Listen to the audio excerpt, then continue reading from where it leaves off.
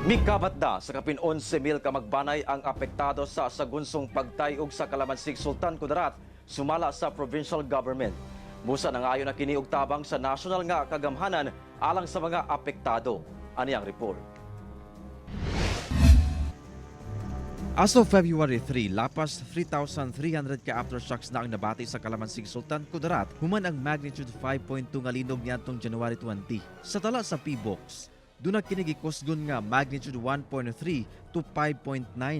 Gani nakabati na sab og magnitude 4.6 nga pagtayog ang mga residente sa Kalamansig Sultan Kudarat manda 5:34 sa buntag adlong Huwebes. Nabati ang intensity 2 nga gikusgon sa Kalamansig ug Palimbang ug intensity 1 sa Esperanza ug Lebak. Wala matud pay natalang angol ug danyo sa insidente. Hinuon matud sa LGU sa Kalamansig kun ugaling dunay linog, nabatasan na sa mga residente ang muhiklin. Kami dito sa Kalamansig, we learn to be resilient. Hindi naman pwedeng huminto na lang ang buhay dahil may lindol. So pag may mga malakas na lindol, yung mga tao kusang lumilikas. Then kami naman sa local government, we see to it na they are safe at may makain sila. So yan na yung aming araw-araw, yan na yung aming hinaharap.